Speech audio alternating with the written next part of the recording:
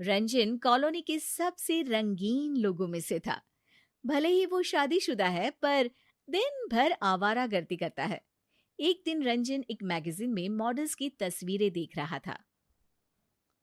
हाय, अगर तुम मिल जाओ अपनी वाली को छोड़ देंगे हम, कसम से। तभी घर की घंटी बजती है। कौन है? इतनी सुंदर लड़की देख रहा हूँ और घंटी बजाने से इनको फुर्सत नहीं है। लेकिन जब रंजन ने दरवाजा खोला तो जैसे जादू हो गया। उसके सामने वही मैगजीन वाली मॉडल खड़ी थी।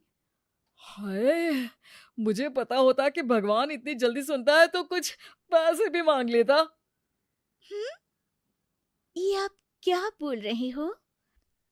अरे मैंने आपकी जैसी एक लड़की मैगजीन में अब भी देखी, कसम से। वो मैं ही हूँ, आपकी नई पड़ोसन। अरे वाह जी वाह, इस रंजन का तो मनोरंजन हो जाएगा अब, कसम से।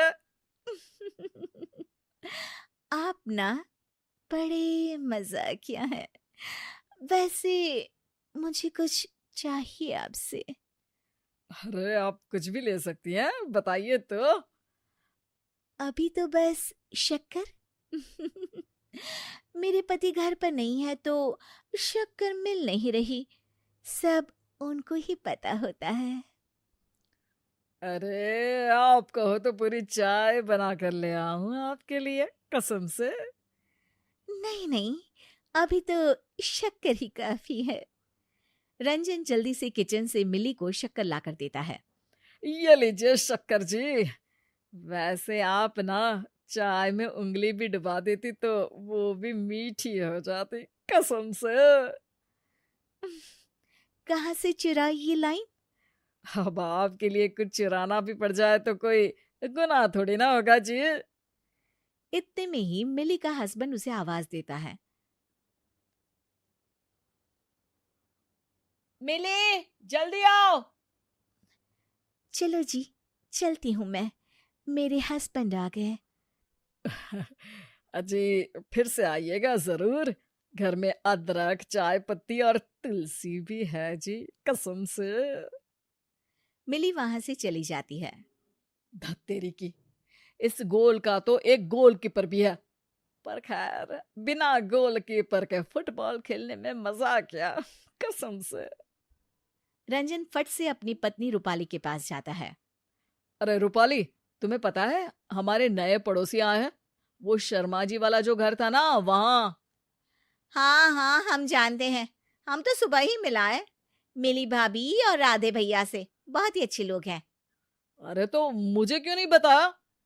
बताया तो था, आप बोले आपसे लोग मिलने आते हैं, आप लोगों से नहीं।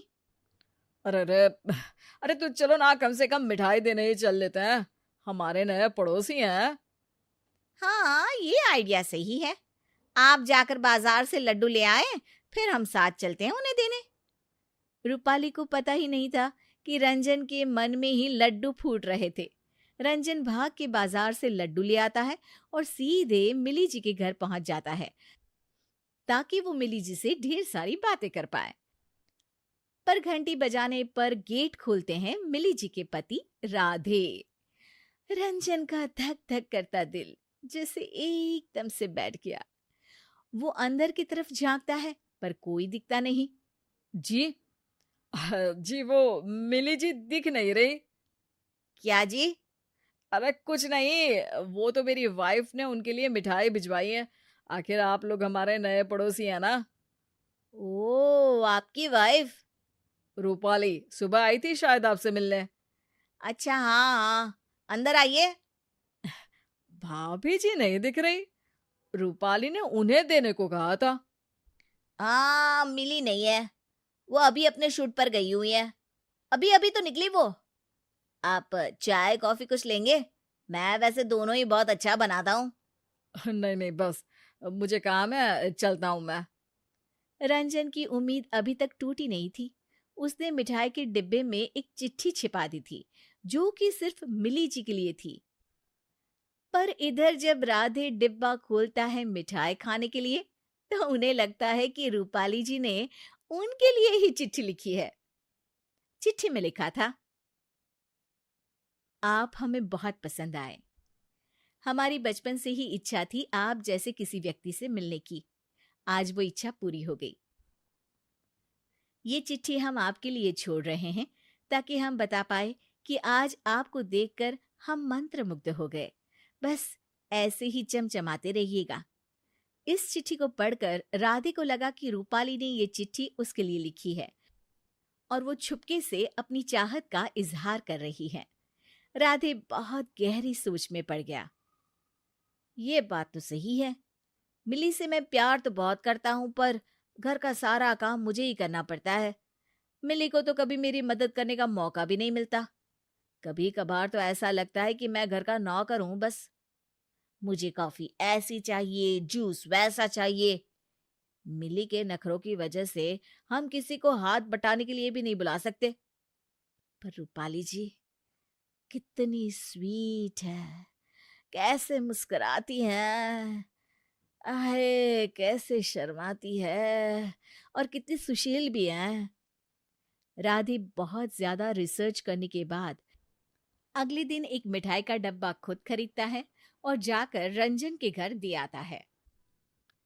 वैसे कोई भी और कुछ देकर जाता तो मिठाई का डब्बा सबसे पहले रूपाली ने ही खोला होता, लेकिन रंजन अपनी एक्साइटमेंट में इस बार डब्बा मिलते ही खोल लेता है और अंदर जब उसे एक चिट्ठी दिखती है वो चिट्ठी पढ़ने लगता है। ये दोनों एक दूसरे को चिट्ठी लिखते रहते हैं और सोचते हैं कि एक दूसरे की पत्नियों से इनकी बातें चल रही हैं। इसी बीच ये फैसला लिया जाता है कि अगले संडे दोनों एक दूसरे से मिलेंगे। रंजन राधे को कुछ लाल पहनने को बोलता है और राधे रंजन को कुछ काला। सुनो, मेरी एक मीटिंग है, आता हूं मैं। हे, थोड़ा किचन के काम से बाहर जा रहा हूँ, सी यू शाम को। संडे आ जाता है और राधे लाल शर्ट पहनकर फूल लेकर पास ही के बगीचे में सबसे कोने वाले पेड़ के नीचे खड़ा हो जाता है। वो खड़े खड़े रूपाली जी का इंतजार कर ही रहा होता है। उतने में उसे रंजन दिख जाता है। अरे, तुम यहाँ? अरे मेरा भी यही क्वेश्चन है, तुम यहाँ? दोनों समझ जाते हैं कि उन दोनों की चिट्ठियां गलत जगह जा रही थी। अरे मैं तो बस यही हवा खाने आया था। तो मैं भी। बाकी फूल लेकर आए? ये तो मिली के लिए है, फूल खरीद के ले जा रहा था, सोचा थोड़ी हवा खा लूं। अब एकदम फ्रेश लग रहा है। चलो तो फिर निकलता हूं मैं। हाँ हाँ, चलिए जल्दी मिलते हैं। हालांकि दोनों मुस्कुराते हुए निकले, पर दोनों को अब एक दूसरे की इरादों का पता चल चुका था। लेकिन पत्नियों को पता ही नहीं है कि उन दोनों के पति क्या गुल खिला रहे हैं।